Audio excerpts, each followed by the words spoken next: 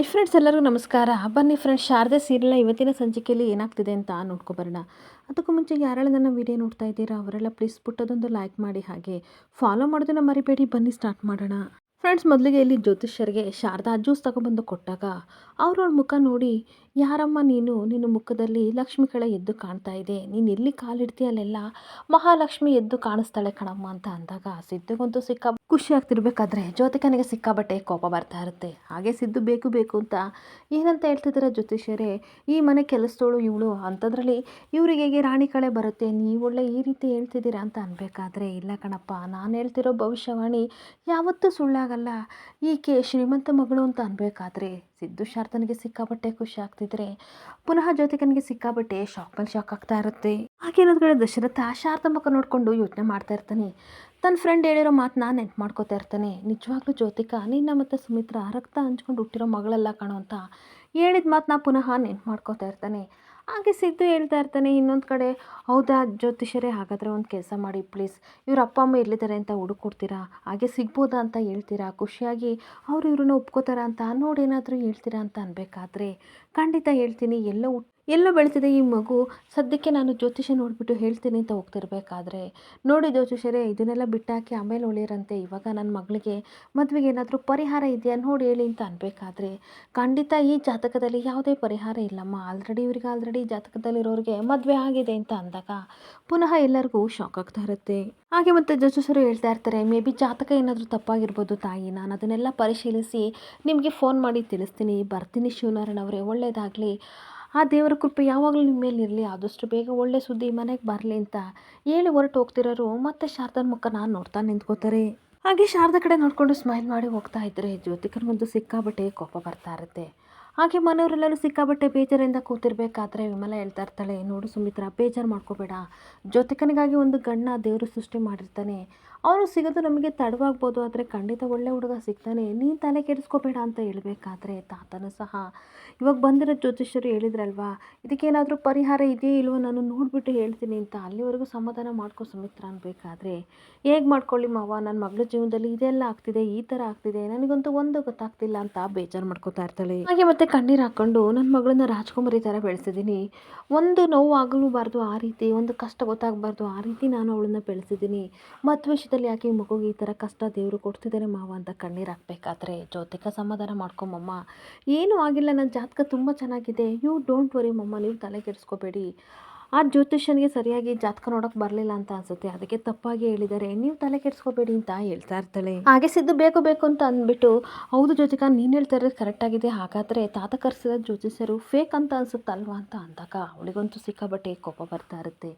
ಹಾಗೆ ದಶರಥ ಹೇಳ್ತಾ ಇರ್ತಾನೆ, ಇಲ್ಲ ಅಪ್ಪ ಯಾವತ್ತೂ ಅಂಥ ಜ್ಯೋತಿಷರನ್ನ ಕಳಿಸಲ್ಲ, ಅವರು ತುಂಬ ಓದ್ಕೊಂಡಿರೋರು, ತುಂಬ ಒಳ್ಳೆ ಜ್ಯೋತಿಷರು ಅಂತ ಅನ್ಬೇಕಾದ್ರೆ, ಹೌದು ಡ್ಯಾಡ್, ನಾನು ಆ ರೀತಿ ಹೇಳಿಲ್ಲ, ಎಲ್ಲರೂ ಪರ್ಫೆಕ್ಟಾಗಿರಲ್ಲಲ್ವಾ, ಏನೋ ಕನ್ಫ್ಯೂಷನ್ ಆಗಿದೆ, ಅದಕ್ಕೆ ಅವರು ಸರಿಯಾಗಿ ನೋಡಿ ಹೇಳಿಲ್ಲ ಬಿಡಿ ಅಂತ ಅನ್ಬೇಕಾದ್ರೆ, ಈ ಕಡೆ ಸಿದ್ದು ಹೇಳ್ತಾ ಇರ್ತಾನೆ, ನನಗೂ ಒಂದು ಕನ್ಫ್ಯೂಷನ್ ಜ್ಯೋತಿಕಾ, ಅಲ್ಲ ಅತ್ತೆ, ನಿಜವಾಗ್ಲೂ ಇವಳು ನಿಮ್ಮ ಮಗಳ ಅಂತ ಅಂದಾಗ ಎಲ್ಲರಿಗೂ ಸಿಕ್ಕಾಬಟ್ಟೆ ಶಾಕ್ ಮೇಲೆ ಶಾಕ್ ಆಗ್ತಾ ಇರುತ್ತೆ.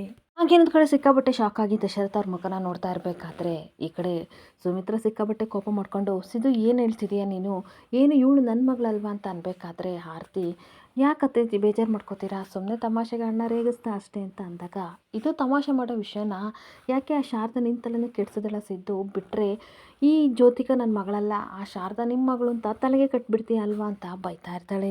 ಹಾಗೆ ಈ ಥರ ಎಲ್ಲ ನೀನು ತಮಾಷೆ ಮಾಡೋದಾದ್ರೆ ನಾನು ಕೊಟ್ಟು ಇನ್ನೊಂದಿನ ಬೈಸ್ಕೊಬಿಡ್ತೀಯ ಸಿದ್ದು ಅಂತ ಅನ್ಬೇಕಾದ್ರೆ, ಯಾಕತ್ತೆ ಈ ರೀತಿ ಅಂತೀರಾ, ಶಾರದಾ ನಿಮ್ಮ ಮಗಳು ತಾನೇ ಅಂತ ಅಂದಾಗ ಪುನಃ ಎಲ್ಲರಿಗೂ ಸಿಕ್ಕಾಬಟ್ಟೆ ಶಾಕ್ ಆಗಿ ಎಲ್ಲರೂ ಸಿದ್ದು ಮುಖನ ಗಾಬರಿಯಿಂದ ನೋಡ್ತಿರ್ಬೇಕಾದ್ರೆ ಸಿದ್ದು ಹೇಳ್ತಾ ಇರ್ತಾನೆ, ಅಲ್ಲ ಅವಾಗೆಲ್ಲ ನೀವೇ ಶಾರದಾ ನನ್ನ ಮಗಳು ಅಂತ ಅಂತಿದ್ರಲ್ಲ, ಅದಕ್ಕೆ ಹೆಂಗೆ ಅಂದೆ ಅತ್ತೆ ಅಂತ ಅನ್ಬೇಕಾದ್ರೆ, ಅವಾಗ ಆಗಿದ್ಲು, ಆದರೆ ಇವಾಗಲ್ಲ, ನನ್ನ ಮಗಳು ಏನಿದ್ರು ಒಬ್ಬಳೇ, ಜ್ಯೋತಿಕಾ ಒಬ್ಬಳೇ, ಇವಳೇ ನನ್ನ ಜಗತ್ತು, ನೋಡು ಪುಟಾಣಿ, ನೀನು ಯಾವತ್ತೂ ಕಣ್ಣೀರು ಹಾಕ್ಬೇಡ, ನೀನು ಕಣ್ಣೀರು ಹಾಕಿದ್ರೆ ಈ ತಾಯಿ ಹೃದಯ ಸಾಯಿಸಲ್ಲ, ನೀನು ಚೆನ್ನಾಗಿರಬೇಕು ಮಗಳೇ ಅಂತ ಜ್ಯೋತಿಕನ ಹತ್ರ ಮಾತಾಡ್ತಾ ಇರ್ತಾಳೆ. ಹಾಗೆ ನೋಡು ಬಂಗಾರ, ನಿನಗೆ ಸಮಸ್ಯೆ ಬಂದಿರ್ಬೋದು, ಆದರೆ ಭಾರನ ಓರ್ತಾ ಇರೋದು ಈ ತಾಯಿ, ನನ್ನ ಪ್ರಾಣ ಕೊಟ್ಟಾದರೂ ಪರವಾಗಿಲ್ಲ, ನಿನ್ನ ಸಮಸ್ಯೆಗೆ ಪರಿಹಾರ ಹುಡುಕಿ ನಿನ್ನ ಲೈಫ್ನ ಸೆಟಲ್ ಮಾಡ್ತೀನಿ ಅಂತ ಜ್ಯೋತಿಕನಿಗೆ ಸುಮಿತ್ರಾ ಕಣ್ಣೀರು ಹಾಕ್ಕೊಂಡು ಮಾತು ಕೊಡ್ತಾ ಇರ್ತಾಳೆ.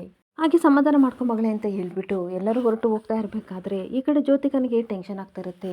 ಈ ಸಿದ್ದು ಏನಕ್ಕೆ ಮಮ್ಮನ ಹತ್ರ ನಿಜವಾಗ್ಲೂ ಜ್ಯೋತಿ ನಿಮ್ಮ ಮಗಳ ಅತ್ತೆ ಅಂತ ಕೇಳಿದ್ನಲ್ಲ, ಏನಾಗಿದೆ, ನನ್ನ ವಿಷಯ ಏನಾದರೂ ಇವನಿಗೆ ಗೊತ್ತಿರ್ಬೋದು ಅಂತ ಯೋಚನೆ ಮಾಡ್ತಿದ್ರೆ ಸಿದ್ದು ಶಾರದಾ ಬೇಕು ಬೇಕು ಅಂತ ರೇಗಿಸ್ತಾ ಇರ್ತಾರೆ. ಸಿದ್ದು ಹೇಳ್ತಾ ಇರ್ತಾನೆ, ಜ್ಯೋತಿಷ್ಯರು ಹೇಳಿದ್ರಲ್ಲ ಶಾರದಾ ಅವರೇ, ನೀವು ಶ್ರೀಮಂತರ ಮಗಳು ಅಂತ.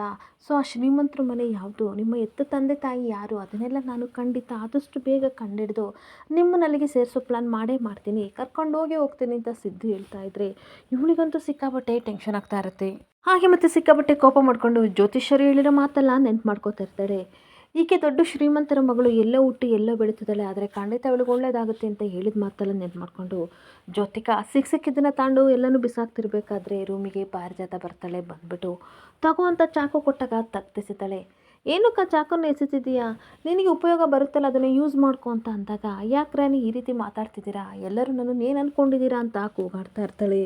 ಈ ಪಾರಿಜಾತ ಸ್ವಲ್ಪ ಕೋಪ ಮಾಡ್ಕೊಂಡು ಮೊದಲು ನಿನ್ನ ಕೋಪನ ಕಂಟ್ರೋಲ್ ಮಾಡ್ಕೊ ಅಂತ ಹೇಳ್ತಿರ್ಬೇಕಾದ್ರೆ, ಯಾಕೆ ರಾಣಿ ಈ ರೀತಿ ಮಾತಾಡ್ತಿದ್ದೀರಾ, ಆ ಶಾರದಾ ಒಬ್ಳು ಟಾರ್ಚರ್ ಕೊಡೋಕ್ಕೆ ಸಾಲದು ಅಂತ ನೀವು ಕೊಡೋಕ್ಕೆ ಶುರು ಮಾಡಿದ್ದೀರಾ, ನನ್ನ ಮೇಲೆ ಸ್ವಲ್ಪನಾದರೂ ಪ್ರೀತಿ ಇದೆಯಾ, ಹೋಗ್ಲಿ ಅಟ್ಲೀಸ್ಟ್ ಸ್ವಲ್ಪ ಕಾಳಜಿ ಇದೆಯಾ ಅಂತ ಅನ್ಬೇಕಾದ್ರೆ, ಹೌದಮ್ಮ ಹೌದು, ನನಗೆ ನಿನ್ನ ಮೇಲೆ ಕಾಳಜಿನೂ ಇಲ್ಲ ಪ್ರೀತಿನೂ ಇಲ್ಲ ಅಂತ ಹೇಳ್ತಾ ಇರ್ತಾಳೆ. ಹಾಗೆ ಎಲ್ಲ ಗೊತ್ತಿದ್ದು ಸಹ ನಿನ್ನನ್ನು ಈ ಮನೆಗೆ ಮಹಾರಾಣಿ ಮಾಡಿದ್ನಲ್ಲ, ನನ್ನ ಸ್ಲಿಪ್ಪರ್ ತಂದು ನಾನೇ ಹೊಡ್ಕೋಬೇಕು ಅಂತ ಅಂದಾಗ, ಎಲ್ಲದಕ್ಕೂ ಇದೊಂದು ಹೇಳ್ತೀರಾ ನೋಡಿದ್ರಾನಿ, ನೀವು ಮಾಡಿರೋ ತಪ್ಪಿಗೆ ಇವಾಗ ನಾನು ಪಶ್ಚಾತ್ತಾಪ ಪಡ್ತಾ ಇದ್ದೀನಿ, ಅವತ್ತು ಮಾಡಿರೋ ತಪ್ಪಿಗೆ ಇವತ್ತು ಈ ಮನೇಲಿ ಉಳ್ಕೋಬೇಕು ಅಂತ ಹೋರಾಡ್ತಾ ಇದ್ದೀನಿ ಅಂತ ಕೋಪದಿಂದ ಹೇಳ್ತಾ ಇರ್ತಾಳೆ. ಹಾಗೆ ಇದ್ಯಾವುದು ನಿಮ್ಮ ಕಣ್ಣಿಗೆ ಕಾಣಿಸಲ್ವಲ್ಲ ಅಂತ ಅನ್ಬೇಕಾದ್ರೆ, ಹೌದು ಗೌಡಿ ಕರೆಕ್ಟಾಗಿ ಹೇಳಿದೆ, ಅದೇನು ಹೇಳ್ತಾರಲ್ಲ, ಅತಿಯಾಗಿ ನಿನ್ನ ಕಾಳಜಿ ಮಾಡಿದ್ಕೆ ಇವತ್ತು ಈ ರೀತಿ ಆಗಿದೆ, ಅಮೃತನೂ ಸಹ ವಿಷ ಆಗುತ್ತೆ ಅಂತ ಹೇಳ್ತಾರಲ್ಲ, ಅದು ನಿನ್ನ ವಿಷಯದಲ್ಲಿ ಸರಿಯಾಗಿದೆ ಬಿಡು, ಇನ್ಮೇಲೆ ಸರಿ ಮಾಡ್ತೀನಿ ಅಂತ ಅಂದಾಗ, ವಾಟ್ ಗ್ರಾನಿ ಏನು ಹೇಳ್ತಾ ಇದ್ದೀರಾ, ನನಗೆ ಗೊತ್ತು ನನ್ನ ಮೇಲೆ ನಿಮಗೆ ಪ್ರೀತಿ ಇಲ್ಲ ಅಂತ, ನನ್ನ ಜೊತೆ ಮಾತಾಡಬೇಡಿ, ಇಲ್ಲಿಂದ ಹೊರಟೋಗಿ ಅಂತ ಕೂಗಾಡ್ತಾ ಇರ್ತಾಳೆ. ಹಾಗೆ ಪ್ಲೀಸ್ ಗೋ ಗ್ರಾನಿ ಅಂತ ಅನ್ಬೇಕಾದ್ರೆ, ನನ್ನ ಮಾತು ಕೇಳು ಜೋ ಅಂತ ಅನ್ಬೇಕಾದ್ರೆ, ಇವಾಗೇನು ನೀವು ಹೋಗಲ್ವಾ ನಾನೇ ಹೊರಟೋಗ್ತೀನಿ ಅಂತ ಹೊರಗಡೆ ಜ್ಯೋತಿಕಾ ಹೋಗ್ತಾ ಇದ್ರೆ, ಇನ್ನೊಂದು ಕಡೆ ಪಾರಿಜಾತನಿಗೆ ಟೆನ್ಷನ್ ಆಗ್ತಾ ಇರುತ್ತೆ. ಈ ಕಡೆ ಅರೆಸ್ಟ್ ಆಗ್ತಿರ್ಬೇಕಾದ್ರೆ ರೋಹನ್ನು, ಪಾಲಕ್ಷಣ ಸಾಯಿಸಿದ್ದು ನೀನೇ ಅಂತ ನನಗೆ ತುಂಬ ಚೆನ್ನಾಗಿ ಗೊತ್ತು, ಆದರೂ ನನ್ನನ್ನು ಕಳಿಸ್ತಿದ್ದೀಯಾ, ನಿನ್ನೆ ಸುಮ್ಮನೆ ಬಿಡಲ್ಲ ಅಂತ ಹೇಳಿರೋ ಮಾತನ್ನ ಈ ಕಡೆ ಪಾರಿಜಾತ ಕೇಳಿಸ್ಕೊಂಡು ಟೆನ್ಷನ್ ಮಾಡ್ಕೋತಾ ಇರ್ತಾಳೆ. ನಿಜವಾಗ್ಲೂ ಈ ಗೋಳಿ ತುಂಬ ಚಾಣಕ್ಯ ಇದ್ದಾಳೆ, ಈ ರೀತಿ ಬಾಯಿ ಬಿಡ್ಸೋಕ್ಕಾಗಲ್ಲ, ಹೇಗಾದರೂ ಮಾಡಿ ನಾನೇ ಕಂಡುಹಿಡಿಬೇಕು ಅಂತ ಡ್ರಾನಲ್ಲಿ ಏನಾದ್ರು ಇಟ್ಟಿರ್ತಾಳ, ಏನಾದರೂ ಕ್ಲೂ ಇದೆಯಾ ಅಂತ ಎಲ್ಲ ಕಡೆ ಹುಡುಕ್ತಾ ಇರ್ತಾಳೆ. ಹಾಗೆ ಏನು ಸಿಗ್ದಲ್ಲಿ ಇರಬೇಕಾದ್ರೆ ಜ್ಯೋತಿಕನ ಮೊಬೈಲ್ ತೊಗೊಂಡು ಅವನಿಗೆ ಕಾಲ್ ಮಾಡಿರೋ ನಂಬರ್ ಇದೆಯಲ್ಲ ಅಂತ ಅಂದ್ಬಿಟ್ಟು ಆ ನಂಬರ್ನ ನೆನಪಲ್ಲಿ ಇಟ್ಕೊಂಡು ಅವಳ ಮೊಬೈಲಲ್ಲಿ ಡಯಲ್ ಮಾಡೋಕ್ಕೆ ಅಂತ ಹೋಗ್ತಾ ಇರ್ತಾಳೆ. ಇನ್ನೊಂದು ಕಡೆ ದಶರಥ ಕೂತ್ಕೊಂಡು ಯೋಚನೆ ಮಾಡ್ತಾ ಇರ್ತಾನೆ. ಜ್ಯೋತಿಷ್ಯರು ಹೇಳಿರೋ ಪ್ರಕಾರ ನನ್ನ ಮಗಳಿಗೆ ಮದುವೆ ಆಗಿದೆಯಾ, ಹಾಗಾದರೆ ಅಯ್ಯೋ ದೇವ್ರೆ, ನನ್ನ ಮಗಳಿಗೆ ನಾನು ಮುಂದೆ ನಿಂತು ಯಾವ ಕಾರ್ಯನೂ ಸಹ ಮಾಡ್ಕೊಡೋಕ್ಕಾಗಲೇ ಇಲ್ವಲ್ಲ, ನಂದಿಂದ ಹಣೆ ಬರ ಎಲ್ಲನೂ ಕೊಟ್ಟೆ, ಸುಖ ಶಾಂತಿ ನೆಮ್ಮದಿ ಐಶ್ವರ್ಯ ಎಲ್ಲ ಕೊಟ್ಟೆ, ಆದರೆ ಈ ವಯಸ್ಸಿನಲ್ಲಿ ಇಷ್ಟು ವರ್ಷಗಳಾದ ನಂತರ ನನ್ನ ಮಗಳು ಜ್ಯೋತಿಕಾ ಅಲ್ಲ ಅನ್ನೋ ಸತ್ಯನ ತಿಳಿಸ್ದೆ, ಯಾಕೆ ಭಗವಂತ ನನ್ನ ಜೀವನದಲ್ಲಿ ಈ ರೀತಿ ಆಟ ಆಡ್ತಿದ್ಯಾ ಅಂತ ನೊಂದ್ಕೋತಾ ಇರ್ತಾನೆ. ಹಾಗೆ ಗಂಟ್ಲಲ್ಲಿ ಬಿಸಿ ತುಪ್ಪ ಕೊಟ್ಟಿದೆಯಾ ಭಗವಂತ, ನುಂಗೋಕ್ಕೂ ಆಗ್ತಿಲ್ಲ ಬಿಡೋಕ್ಕೂ ಆಗ್ತಿಲ್ಲ ಅಂತ ಯೋಚನೆ ಮಾಡ್ತಿರ್ಬೇಕಾದ್ರೆ ಆ ಕಡೆಯಿಂದ ಕಿಚನಿಂದ ಸುಮಿತ್ರ ಬರ್ತಾಳೆ. ರೀ ಟ್ಯಾಬ್ಲೆಟ್ ತೊಗೊಂಡ್ರೆ ಯಾಕೆ ಹಿಂಗೆ ಕೂತಿದೆಯಾ ಅಂತ ಅನ್ಬೇಕಾದ್ರೆ, ಆ ಶಾರದಾ ಕೊಟ್ಲು, ಬಾ ಸುಮಿತ್ರ ಅದೇನಕ್ಕೆ ಕೂತಿದ್ದೀನಿ ಅಂತ ಹೇಳ್ತೀನಿ ಅಂತ ಅಂದ್ಬಿಟ್ಟು ಸುಮಿತ್ರನ ಕೂರಿಸಿ, ಜ್ಯೋತಿಷ್ಯರು ಹೇಳಿದ್ರಲ್ಲ ಅದ್ರ ಬಗ್ಗೆ ಏನು ಯೋಚನೆ ಮಾಡಿದೆ ಸುಮಿತ್ರ ಅಂತ ಕೇಳ್ತಾ ಇರ್ತಾನೆ. ದಶರಥ, ಜ್ಯೋತಿಕನ ಜಾತಕ ಸರಿ ಇಲ್ಲ ಅಂತ ಅನಿಸುತ್ತೆ ಅಂತ ಅನ್ಬೇಕಾದ್ರೆ, ಅದೇಗ್ರಿ ಸರಿ ಇಲ್ಲ, ನನಗೆ ತುಂಬ ಚೆನ್ನಾಗಿ ನೆನಪಿದೆ, ನಾವೇ ಖುದ್ದಾಗಿ ಜ್ಯೋತಿಷ್ಯರ ಹತ್ರ ಜಾತಕ ಎಲ್ಲ ಬರ್ತಿದ್ದೀವಿ, ಎಲ್ಲರೂ ಎತ್ತು ತಂದೆ ತಾಯಿಗಳು ಈ ಕಡೆ ಜಾತಕನ ಪೇಪರಲ್ಲಿ ಅಥವಾ ಡೈರಿಲಿ ಬರೆದಿಟ್ಕೊಂಡ್ರೆ, ನಾನು ನನ್ನ ಮನಸ್ಸಲ್ಲಿ ಹಾಗೆ ಹಚ್ಚ ಆಗೋ ರೀತಿ ಉಳಿಸ್ಕೊಬಿಟ್ಟಿದ್ದೀನಿ, ಖಂಡಿತ ನಿಮಿಷ ಆಗಿರ್ಬೋದು, ಟೈಮ್ ಆಗಿರ್ಬೋದು, ವಾರ ಆಗಿರ್ಬೋದು, ಪ್ರತಿಯೊಂದು ಸಹ ನನ್ನ ಮೈಂಡಲ್ಲಿ ಇದೆ ರೀ, ಅದೇಂಗ್ರಿ ನನ್ನ ಮಗಳು ಜಾತಕ ತಪ್ಪಾಗುತ್ತೆ ಅಂತ ಅನ್ಬೇಕಾದ್ರೆ, ನೀನು ಹೇಳ್ತಾ ಇರೋದು ಕರೆಕ್ಟಾಗಿದೆ ಸುಮಿತ್ರ, ಜಾತಕದೇನು ತಪ್ಪಿಲ್ಲ, ಆದರೆ ತಪ್ಪಾಗಿರೋದೆ ಮಗಳು ಅಂತ ಅಂದ್ಕೊಂಡು ಬೇರೆ ಯಾರೋ ಮಗಳನ್ನ ನಾವು ಕರ್ಕೊಬಂದಿದ್ದೀವಿ ಅಂತ ತನ್ನ ಮನಸ್ಸಲ್ಲಿ ಸಿಕ್ಕಾಬಟ್ಟೆ ನೋವು ಪಡ್ತಾ ಇರ್ತಾನೆ. ಹಾಗೇನೊಂದು ಕಡೆ ಸುಮಿತ್ರ ಸಿಕ್ಕಾಬಟ್ಟೆ ಕೋಪ ಮಾಡಿಕೊಂಡು, ನನ್ನ ಮಗಳನ್ನ ರಾಣಿ ಥರ ಬೆಳೆಸಿದ್ದೀನಿ, ಒಂದು ಕಷ್ಟ ಅವಳಿಗೆ ಗೊತ್ತಿರಲಿಲ್ಲ, ಆದರೆ ಇವಾಗ ಕಷ್ಟ ನೋವು ಎಲ್ಲ ನನ್ನ ಮಗಳಿಗೆ ಬರ್ತಿದೆ, ಇದಕ್ಕೆಲ್ಲ ಕಾರಣ ಹಾಳ ಶಾರದಾ ಅಂತ ಅನ್ಬೇಕಾದ್ರೆ, ಪಾಪ ಹುಡುಗಿ ಏನಕ್ಕೆ ಬೈತಿದೆಯಾ ಅಂತ ಅಂದಾಗ, ಸುಮ್ಮನೆ ಇರ್ರಿ, ಎಲ್ಲದಕ್ಕೂ ಅವಳನ್ನ ವಹಿಸ್ಕೊಂಡು ಬರಬೇಡಿ, ಅವಳನ್ನ ನನ್ನ ಮಗಳು ಅಂತ ಅಂದ್ಕೊಂಡು ಈ ಮನೆ ಕರ್ಕೊಬಂದಲ್ಲ, ಆವಾಗಿಂದಲೇ ಶುರುವಾಗಿದೆ ನನ್ನ ಮಗಳಿಗೆ ಗ್ರಹಚಾರ, ಎಲ್ಲ ನನ್ನ ಕರ್ಮ ಅಂತ ಬೈಕೋತಾ ಇರ್ತಾಳೆ. ಹಾಗೆ ಹಾಳಾದವಳಿಂದಲೇ ನನ್ನ ಮಗಳ ಲೈಫ್ ಹಾಳಾಗ್ತಿರೋದು ಅಂತ ಅಂದಾಗ, ಹಳೆದನ್ನೆಲ್ಲ ಬಿಟ್ಬಿಡು ಅಂತ ಅಂದಾಗ, ಯಾವುದ್ರ ಬಿಡಬೇಕು ಯಾವುದು ಹಳೇದು, ಈಗಲೂ ಸಹ ನನ್ನ ಮಗಳ ಲೈಫ್ನ ಹಾಳು ಮಾಡೋಕ್ಕೆ ಬಂದಿದ್ದಾಳೆ, ನೀವೆಲ್ಲ ಕ್ಷಮಿಸ್ಬೋದು, ಖಂಡಿತ ನಾನು ಯಾವತ್ತೂ ಕ್ಷಮಿಸಲ್ಲ ಅಂತ ಹೇಳ್ತಾ ಇರ್ತಾಳೆ. ಹಾಗೆ ಇನ್ಮೇಲೆ ಏನಿದ್ರು ನನ್ನ ಮಗಳ ಸಂತೋಷಕ್ಕೋಸ್ಕರ ನಾನು ಬದುಕೋದು, ಅವಳಿಗೆ ಒಳ್ಳೇದಾಗಬೇಕು, ಆ ರೀತಿ ನಾನು ಏನು ಬೇಕಾದರೂ ಮಾಡ್ತೀನಿ ಅಂತ ಹೊರಟು ಹೇಳಿ ಹೋಗ್ತಾ ಇರ್ತಾಳೆ. ಈಗ ಒಂದು ನಿಮಿಷ ಸುಮಿತ್ರ, ನಿನ್ನ ಮಗಳನ್ನ ಖಂಡಿತ ದೇವರು ಕಾಪಾಡ್ತಾನೆ, ಅವಳ ತಂದೆ ತಾಯಿ ಆಶೀರ್ವಾದ ಅವಳಿಗೆ ಸಿಗುತ್ತೆ, ಒಳ್ಳೇದಾಗುತ್ತೆ ಅಂತ ಅನ್ಬೇಕಾದ್ರೆ, ಅಷ್ಟಾದರೆ ಅಷ್ಟೇ ಸಾಕು ರೀ, ನನ್ನ ಮಗಳು ಯಾವಾಗಲೂ ನಗ್ತಾ ಇರಬೇಕು, ಅವಳು ನಗಾಡಿದ್ರೆ ಅಷ್ಟೇ ನನಗೆ ಜೀವನ, ಹಾಗೆ ಹೊಟ್ಟೆ ಎಲ್ಲ ತುಂಬೋದು, ಅರ್ಥ ಮಾಡ್ಕೊಳ್ಳಿ ಅಂತ ಹೇಳ್ತಾ ಇರ್ತಾಳೆ. ಹಾಗೇನೊಂದು ಕಡೆ ಸಿದ್ದು ಸಿಕ್ಕಾಪಟ್ಟೆ ಕೋಪ ಮಾಡಿಕೊಂಡು ರೂಮಲ್ಲಿ ಬಾಕ್ಸಿಂಗ್ ಮಾಡ್ತಿರ್ಬೇಕಾದ್ರೆ ಶಾರದಾ ಬರ್ತಾಳೆ. ಹಾಗೆ ನೋಡ್ತಾ ಅಲ್ಲ ಸರ್ ಏನಾಗಿದೆ ಸರ್? ಏನಾದರೂ ಬಾಕ್ಸಿಂಗ್ ಕಾಂಪಿಟೇಷನಲ್ಲಿ ನೀವೇನಾದರೂ ವಿನ್ ಆಗಿದ್ದೀರಾ? ಅದಕ್ಕೆ ಸೇರ್ಕೊಳ್ಳೋಕ್ಕೆ ಈ ರೀತಿ ಪ್ರಾಕ್ಟೀಸ್ ಮಾಡ್ತಿದ್ದೀರಾ ಅಂತ ಅಂದಾಗ, ತಮಾಷೆ ಮಾಡಬೇಡಿ ಶಾರದಾ ಅವರೇ ಅಂತ ಹೇಳ್ತಾ ಇರ್ತಾನೆ. ಮತ್ತು ಇನ್ಯಾಕೆ ಸರ್ ಇಷ್ಟೊಂಥರ ಕೋಪ ಏನಕ್ಕೆ? ಅಂಥದ್ದೇನಾಯಿತು ಅಂತ ಅಂದಾಗ, ನನ್ನ ಪರಿಸ್ಥಿತಿ ಮೇಲೆ ನನಗೆ ಸಿಕ್ಕಾಪಟ್ಟೆ ಕೋಪ ಬಂದಿದೆ. ಅದೇನಾದರೂ ಕೈಗೆ ಸಿಕ್ಕಿದ್ರೆ ಈ ರೀತಿ ಚಚಾಕ್ಬಿಡ್ತೀನಿ ಅಂತ ಹೇಳ್ತಿರ್ಬೇಕಾದ್ರೆ, ಸಾಕು ರೀ ಏನಾಯಿತು ಹೇಳಿ ಮಾವ ಅಂತ ಅನ್ಬೇಕಾದ್ರೆ, ಇನ್ನೇನು ಶಾರದಾ ಅವರೇ, ಅದು ಜ್ಯೋತಿಷ್ಯರು ಮನೆಗೆ ಬಂದಿದ್ರು, ಅಷ್ಟು ಓದ್ಕೊಂಡಿದ್ದಾರೆ, ತಿಳ್ಕೊಂಡಿದ್ದಾರೆ. ಅವರಾದರೂ ಈ ಮನೆ ಮಗಳು ಜ್ಯೋತಿಕ ಅಲ್ಲ ನೀವು ಅಂತ ಹೇಳ್ಬೋದಿತ್ತಲ್ವಾ ಅಂತ ಸಿದ್ದು ಹೇಳ್ತಿರ್ಬೇಕಾದ್ರೆ, ಹೌದು ಮಾವ ನೀವು ಹೇಳ್ತಾ ಇರೋದೇನೋ ಕರೆಕ್ಟ್ ಆಗಿದೆ. ಆದರೆ ಅವರು ಜ್ಯೋತಿಷ್ಯರು ಯಾವ ಗ್ರಹಗಳು ಸರಿ ಇಲ್ಲ ಅಂತ ಅವರಿಗೆ ಯಾವುದು ತೋಚುತ್ತೋ ಅದನ್ನು ಮಾತ್ರ ಹೇಳ್ತಾರೆ. ನಮ್ಮಂಥ ಮನುಷ್ಯರಲ್ವ ಅವ್ರಿಗೂ ಅಷ್ಟೇ ಗೊತ್ತಾಗೋದು. ಏನು ಗೊತ್ತಾಗಿರುತ್ತೋ ಆ ವಿಷಯ ಮಾತ್ರ ಹೇಳ್ತಾರೆ ಅಂತ ಅಂದಾಗ, ಹೌದೌದು ಬಿಡಿ ನಿಮಗೆ ಎಲ್ಲದಕ್ಕೂ ಉತ್ತರ ರೆಡಿ ಮಾಡಿ ಇಟ್ಕೊಂಡಿರ್ತೀರ ಹೇಳೋಕ್ಕೆ ಅಂತ ಅನ್ಬೇಕಾದ್ರೆ, ಹೌದು ಮಾವ ನಾನು ಅಪ್ಪ ಶ್ರಾದ್ದ ಮಾಡೋಕ್ಕೆ ಹೋಗ್ತಿರ್ಬೇಕಾದ್ರೆ ಅಲ್ಲಿ ಒಂದಿನ ಅವಧೂತರು ಸಿಕ್ಕಿದ್ರು.